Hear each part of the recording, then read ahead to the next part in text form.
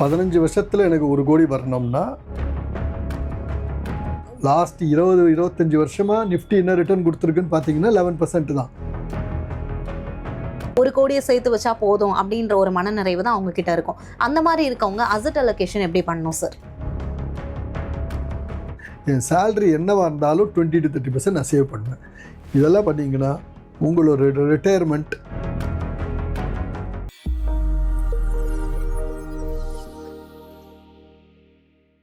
ஜீமோ நேயர்களுக்கு வணக்கம். மாசம் 15,000 இன்வெஸ்ட் பண்ணா போதும் 15 வருஷத்துல 1 கோடி ரூபாய் உருவாக்க முடியும்.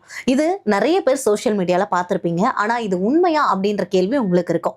இந்த இன்ஃப்ளேஷனுக்கு அப்புறமா இந்த 1 கோடியோட வேல்யூ என்னவா இருக்கும், இன்வெஸ்டர்ஸ் என்ன பண்ணணும், இந்த மாதிரியான விஷயங்களை நம்ம கூட ஷேர் பண்ணியிருக்கிறதுக்காக இன்னைக்கு நம்ம கூட இணைஞ்சிருக்காங்க மார்க்கெட் அனலிஸ்ட் மார்க்க வந்து நம்ம சார் வெல்கம் பண்ணிட்டு அவர் கூட பேசலாம். வணக்கம் சார். சார், இப்போ வந்து இந்த கான்செப்ட் வந்து நம்ம நிறைய இடத்துல பார்த்துருப்போம். மாதம் வந்து எஸ்ஐபியில் வந்து 15,000 ரூபாய் இன்வெஸ்ட் பண்ணால் 15 வருஷத்தில் வந்து 1 கோடி கிடைக்கும் அப்படின்ற விஷயம். ஸோ இது வந்து ப்ராக்டிக்கலி வந்து பாசிபிளா சார்? 15 வருஷத்தில் எனக்கு 1 கோடி வரணும்னா நான் 15,000 ரூபா போடணுன்றது ஃபர்ஸ்ட் அசம்ஷன். செகண்ட் அசம்ஷன், அது என்ன ரிட்டர்ன் எனக்கு கொடுக்கணும்னு ஒரு அசம்ஷன் எடுத்துக்கிறோம். அதை பேஸ் பண்ணி தான் நம்ம ஒர்க் பண்ணுறோம். நம்ம வந்து ரிவர்ஸ் பண்ணிவிடுவோம். அதுக்கு பதிலாக இன்றைக்கி எனக்கு என்ன செலவு ஆகுது, ஒரு ஃபேமிலியை நான் ரன் பண்ணணுன்னா ஃபார் அன் எக்ஸாம்பிள் எனக்கு மாதம் 50,000 ரூபா ஆகுது. இதை எடுத்துப்போம் ஒரு பேசிக்காக. அப்போ வருஷத்துக்கு எனக்கு 6 லட்ச ரூபா வேணும். எனக்கு வருஷத்துக்கு 6 லட்ச ரூபா வேணும். இன்றைக்கி நான் ரிட்டையர் ஆனோன்னு அசியூம் பண்ணுறேன். இன்றைக்கி நான் ரிட்டையர் ஆனோன்னு அசியூம் பண்ணாக்கா என் கையில் 1 கோடி ரூபா இருந்ததுன்னா நான் பேங்க்கில் எஃப்டி போட்டாக்கா 6% கிடைக்கும், 6 லட்ச ரூபா. அப்போ எனக்கு ரிட்டையர் ஆக முடியும். மாதம் 50,000 ரூபா எனக்கு கிடச்சிடும். எஃப்டியில் 1 கோடி வருது, எஃப்டியில் போடுறேன், 6% ரிட்டர்ன் கொடுக்குறான், மாதம் 50,000 ரூபா எனக்கு கிடைக்குது, நான் ரிட்டையர் ஆகிடுறேன். இது ஒரு தம்பு ரூலாக இட்டா நான் எங்கே ரிஸ்க் ஆரம்பிக்குதுன்னு பாருங்கள். இன்றைக்கி எனக்கு 50 வயசு, நான் இன்றைக்கி ரிட்டையர் ஆகிறேன், 1 கோடி எங்கிட்ட இருக்குது. நான் இங்கேருந்து அடுத்த 30 வருஷம் வாழ போகிறேன். இதுதான் என்னுடைய பேசிக். இது அப்போது என்னுடைய இன்ஃப்ளேஷனை ஃபேக்டரே பண்ணல. இன்றைக்கி எனக்கு 50,000 ரூபா என் ஃபேமிலியை ரன் பண்ணுறதுக்கு தேவை. அதே 50,000 ரூபா ஒரு லைஃப் ஸ்டைல் இருக்குது இல்லையா, இந்த same life style 5% inflation assume பண்ணிக்கோங்க. ரொம்ப பெருசாலாம் நம்ம அசியூம் பண்ணல. 5% இன்ஃப்ளேஷன் அசியூம் பண்ணிட்டீங்கன்னா 15 வருஷம் டபுள் ஆகிடும் நம்மளுடைய எக்ஸ்பெண்டிச்சர். இதே லைஃப் ஸ்டைல் சேஞ்சே பண்ணல. நான் இன்றைக்கி எனக்கு என்ன 50,000 ரூபா தேவையோ 15 வருஷம் கழிச்சு எனக்கு 1 லட்சம் வேணும். அதே லைஃப்பை நான் லீட் பண்ணேன். அப்போ 1 லட்சம் வேணும்னா 15 வருஷம் கழிச்சு என்கிட்ட எவ்வளோ இருக்கணும்? 2 கோடி இருந்தாலும்.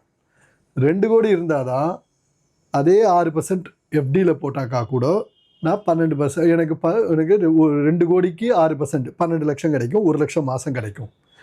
ஸோ இன்றைக்கி நான் ரிட்டையர் ஆகும்போது 1 லட்சத்தோடு ரிட்டையர் ஆனேன்னா எனக்கு ரிஸ்க்கு. ஏன்னா 15 வருஷம் கழிச்சு என்கிட்ட ப்ராப்ளம் ஆரம்பிக்குது, இன்ஃப்ளேஷனை பீட் பண்ண முடியாதுன்னு.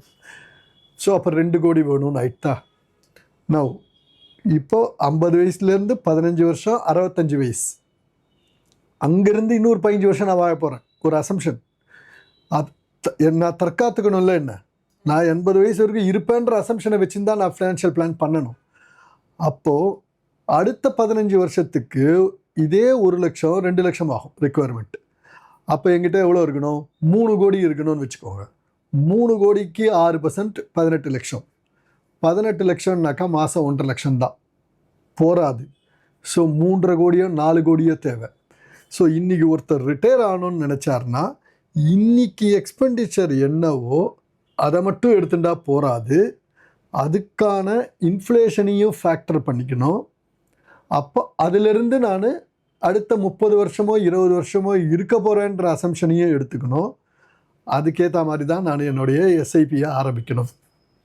ஸோ 15,000 எனக்கு 1 கோடி வந்துடும், பண்ண முடியாது. அப்படி இன்றைக்கி என்னுடைய எக்ஸ்பெண்டிச்சர் என்ன, அதுக்கு இன்ஃப்ளேஷன் என்ன, நான் லைஃப் ஸ்டைலே சேஞ்ச் பண்ணல. லைஃப் ஸ்டைல் சேஞ்ச் பண்ணணுன்னா அது இன்னும் கொஞ்சம் ஆட் ஆக போகுது. ஸோ நான் 2 கோடி வச்சுருந்தாக்கா, இன்றைக்கி என்கிட்ட 2 கோடி இருந்ததுன்னா அப்போ எனக்கு 14 லட்சம் வரும். 6%னா 12 லட்சம் வரும். ஆனால் எனக்கு 6 லட்சம் தான் செலவு. மீதி 6 லட்சத்தை நான் சேவ் பண்ணுறேன். அடுத்த 15 வருஷத்துக்கு அதை சேவ் பண்ணேன்னா எனக்கு அடுத்த 15 இயர்ஸ்க்கான ரிக்குவயர்மெண்ட்டு தேவைப்படுது. இந்த மாதிரி கால்குலேட் பண்ணாதான் நம்மளால் நம்ம ஃபினான்ஷியலாக ஃப்ரீயாக இருக்க முடியும், இன்ஃப்ளேஷனை நம்மளால் பீட் பண்ண முடியும். ஸோ சிம்பிளாக 1 கோடி எடுத்துக்க முடியாது. நம்ம ரிக்குவயர்மெண்ட் என்ன, இன்ஃப்ளேஷன் என்ன, எத்தனை வருஷம் இருக்க போகிறோம், இந்த 3 ஃபேக்டரி எடுத்துட்டு பண்ணணும். ஓகே சார், கண்டிப்பாக. இப்போ இந்த 1 கோடி வந்து இந்த வெல்த் கிரியேஷனில் இருக்கும் போது ரிட்டர்ன் ரேட் இந்த டைமில் எந்த அளவுக்கு முக்கியம் சார்? இப்போ வந்து 12% ரிட்டர்ன் இல்லை வந்து 15% ரிட்டர்ன், இதில் வந்து என்ன டிஃப்ரென்ஸ் நமக்கு இருக்கும்? பயங்கர டிஃப்ரென்ஸு. 12% 6 வருஷத்தில் டபுள் ஆகுது, 15% 5 வருஷத்தில் டபுள் ஆகுது. இது ஒரு பேஸ். ரெண்டாவது, இது நீ எத்தனை வருஷத்துக்கு நீங்கள் பண்ண போகிறீங்க. இப்போ நான் ஒரு 30 வயசு ஆளுன்னு வச்சுக்கோங்க. 30 வயசு ஆள் 60 வயசில் ரிட்டையர் ஆகணும். இது ஒரு ஹைபாத்தசிஸ். அப்போ 30 வருஷத்துக்கு நான் சேவ் பண்ண போகிறேன். என்னோடய 60வது வயசில் எனக்கு எவ்வளோ வேணுன்றது தெரியறதுக்கு. ஸோ இன்றைக்கி நான் 30 வயசில் 50,000 ரூபா மாதம் செலவு பண்ணுறேன் பேஸ். அப்போது இங்கேருந்து நான் 30 வருஷம் கழிச்சு என்ன கார்பஸ் வேணும், இது ஒரு கால்குலேஷன் வேண்டி இருக்குது. என்ன ரிட்டர்ன் நான் எடுத்துக்கணுன்ற அசம்ஷன் வருது. 12% எடுத்துக்கணுமா, 15% எடுத்துக்கணுமான்னு. 15%ன்றது ரொம்ப அக்ரெசிவான கால். மார்க்கெட் அவ்வளோ கொடுக்குமா கொடுக்காதான்னு நமக்கு தெரியாது. நிஃப்டியோட லாங் டேர்ம் ரிட்டர்னே பார்த்தீங்கன்னா 11% தான்.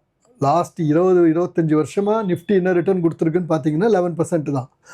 அதுக்கு நடுவில் ஒரு சைக்கிளில் 15% கொடுக்கும், ஒரு சைக்கிளில் ரிட்டர்ன் கம்மியாக இருக்கும். இதெல்லாம் பாசிபிள். ஸோ 30 வருஷம் நான் கண்டினியூஸாக இன்வெஸ்ட் பண்ணால் 10-11% தான் நான் அசியூம் பண்ணிக்கணும். அப்போ 10-11%னா எனக்கு 7 வருஷத்துக்கு ஒரு தடவை தான் டபுள் ஆக போகிறது. வேறஸ் என்னோடய இன்ஃப்ளேஷனை நான் 5%ன்னு அசியூம் பண்ணுறேன். 5%ன்னு அசியூம் பண்ணும்போது 15 வருஷத்துக்கு ஒரு தடவை என்னோடய எக்ஸ்பெண்டிச்சர் டபுள் ஆகுது. இந்த ரெண்டுத்தையும் நான் எடுத்துக்கணும்.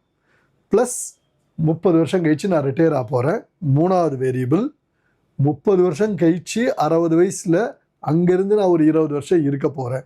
இத்தனை வேரியபிளையும் எடுத்துட்டு பண்ணணும். ஸோ உங்களுடைய எஸ்ஐபி நம்பர் எப்படி அரைவ் பண்ணுவீங்கன்னாக்கா, கரண்ட் டொமஸ்டிக் எக்ஸ்பெண்டிச்சர், நம்மளுடைய வீட்டு செலவு, தினம் வாழ்வாதாரத்துக்கான செலவு என்னன்றது முதல்ல தெரியணும். 1, என்னோடய இன்ஃப்ளேஷன் ரேட்டை நான் அசியூம் பண்ணிக்கணும். 5%, 6%. நான் எந்த ஏஜில் ரிட்டையர் ஆக போகிறேன்றதை அசியூம் பண்ணிக்கணும். 3வது, இந்த எஸ்ஐபினால் நான் ஏர்ன் பண்ண போகிறது என்னன்றது ரொம்ப அக்ரெசிவாக இல்லாமல் கன்சர்வேட்டிவாகவோ ரீசனபிளாகவோ அசியூம் பண்ணிக்கணும். 10-11% அசியூம் பண்ணிக்கணும். தென் போஸ்ட் ரிட்டையர்மெண்ட் நான் எவ்வளோ நாள் வாழ போகிறேன், இதையும் எடுத்துக்கணும். அத்தனையும் எடுத்துட்டு தான் நம்மளுடைய நம்பரை அரைவ் பண்ண முடியும். So it is not just a them rule. 15,000 15 வருஷம் 1 கோடி அது இல்லை.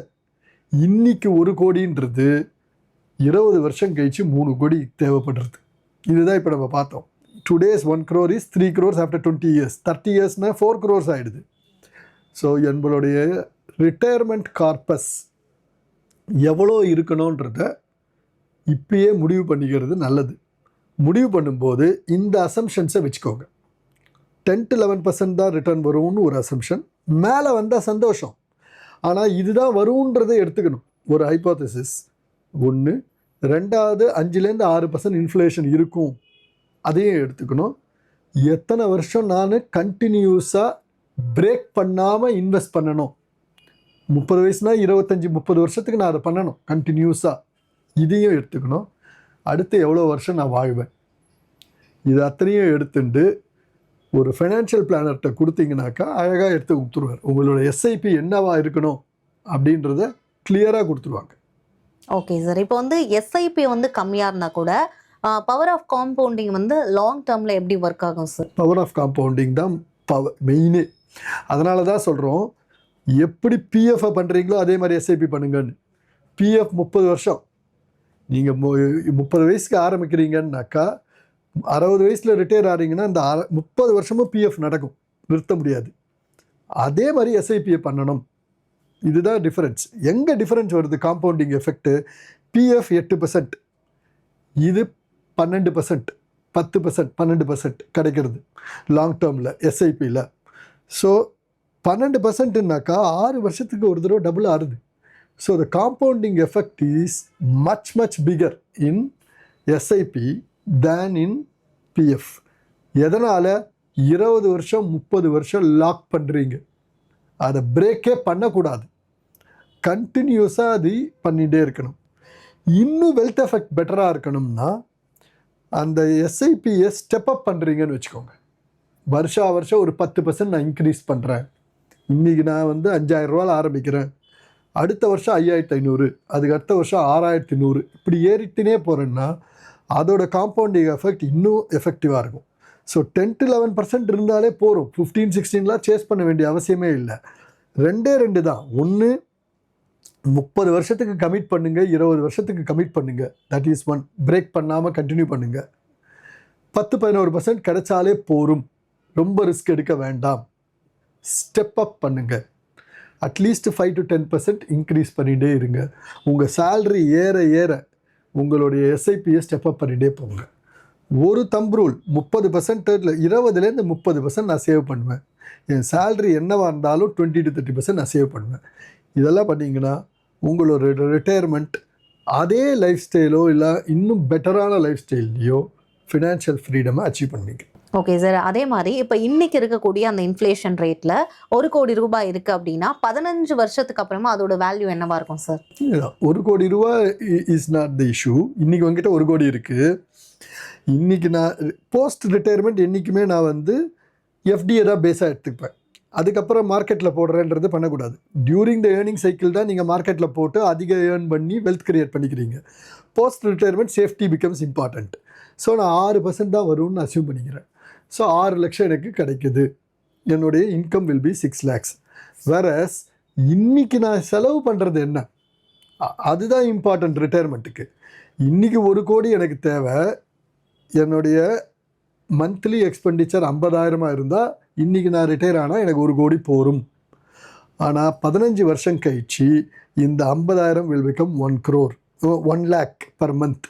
அப்போ 12 லட்சம் வேணும், எனக்கு 2 கோடி வேணும். ப்ளஸ் அந்த 15 வருஷம் கழிச்சு இன்னொரு 15 வருஷம் நான் இருக்க போகிறேன். அப்போ இன்னொரு 1 கோடி தேவை. ஸோ இன்றைக்கி 1 கோடின்றது 3 கோடியாக இருந்தால் தான் நான் 30 வருஷத்துக்கு கண்டினியூஸாக கம்ஃபர்டபுளாக லிவ் பண்ண முடியும். இந்த தம்ப் ரூல் தான் important. 3 crores is required for a 30-year retirement today. Okay sir. இப்போ இன்னைக்கு இருக்க காலகட்டத்தில் வந்து இப்போ மிடில் கிளாஸ் ஃபேமிலிக்கு வந்து 1 கோடி ரூபாய் அப்படின்றது வந்து ரொம்ப பெரிய விஷயமா நினைப்பாங்க. ஸோ அவங்க வந்து அந்த 1 கோடியை சேர்த்து வச்சா போதும் அப்படின்ற ஒரு மனநிறைவு தான் அவங்க கிட்ட இருக்கும். அந்த மாதிரி இருக்கவங்க அசெட் அலோகேஷன் எப்படி பண்ணணும் சார்? ஓகே, இப்போ வந்து நம்ம ஏர்னிங் சைக்கிளில் இருக்கும்.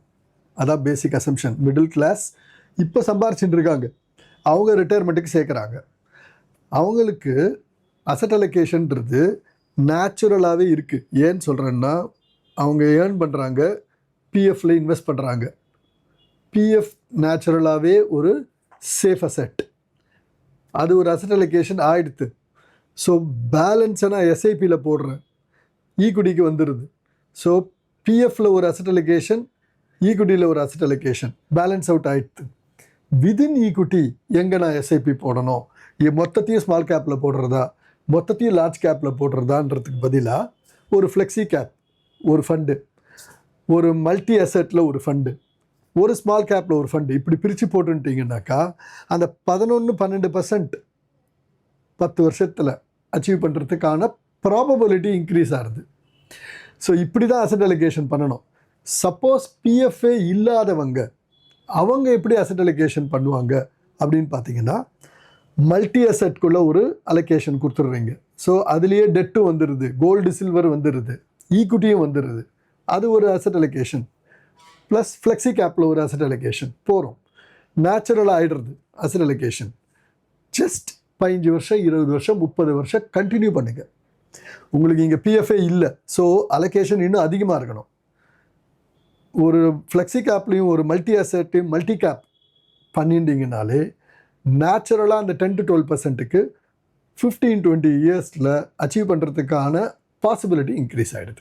ஓகே சார், கண்டிப்பாக. இப்போ வந்து இந்த வெல்த் கிரியேஷன் இந்த ஜேர்னியில் பொதுமக்கள் வந்து பண்ணுற பெரிய மிஸ்டேக்காக நீங்கள் எதை பார்க்குறீங்க? அவங்களுக்கு வந்து கன்சிஸ்டன்சி இல்லாமல் இருக்கிறதா, இல்லை வந்து எஸ்ஐபியை வந்து ஸ்டாப் பண்ணுறதா? எஸ்ஐபி ஸ்டாப் பண்ணுறது தான் மேஜர் ரிஸ்க்.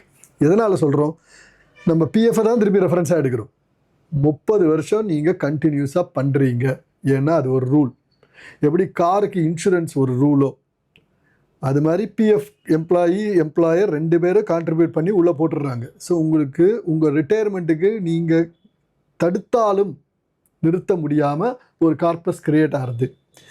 என்ன ஒரே ஒரு சேலஞ்சு, 8% தான் கிடைக்குது. ஸோ உங்களோட wealth creation to that extend impact ஆகுது. 9 வருஷம் ஆகும் டபுள் ஆகிறதுக்கு. அதுக்கு ஈக்குவலாக உங்ககிட்ட சர்ப்ளஸ் இருந்தால் எஸ்ஐபியை அதே மாதிரி 30 வருஷம் பண்ணிங்கன்னா இன்னொரு பெரிய கார்பஸ் கிரியேட் ஆகும். ஏன்னா 7 வருஷத்துக்கு ஒரு தடவையோ 6 வருஷத்துக்கு ஒரு தடவையோ பணத்தை டபுள் பண்ண ட்ரை பண்ணுறோம். ஸோ கார்பஸ் பெருசாக பில்ட் ஆகுது. எஸ்ஐபியில் பண்ணுற பெரிய மிஸ்டேக்கு மார்க்கெட் பர்ஃபார்மன்ஸ் கொடுக்கல அப்படின்றதுக்கோசரம் கட் பண்ணுறது பெரிய risk.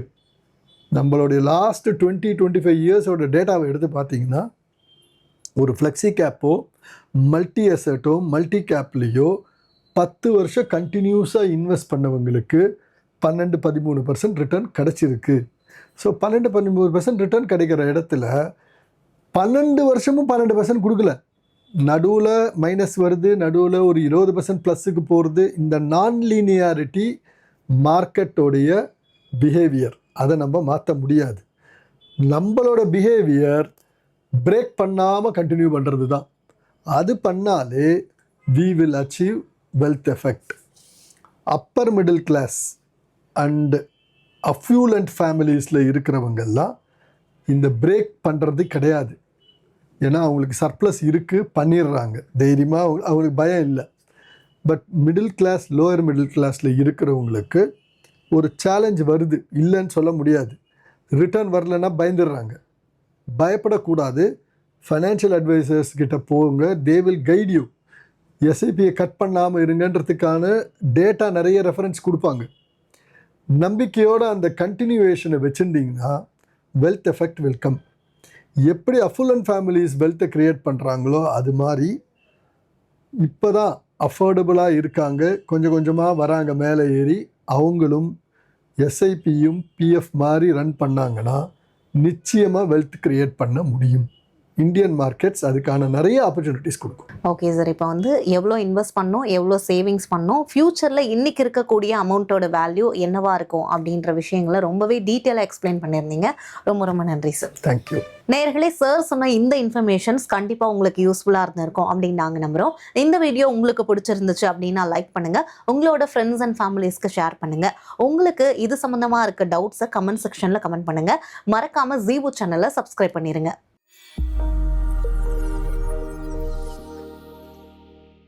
Investment in security markets are subject to market risk. Read all the related documents carefully before investing.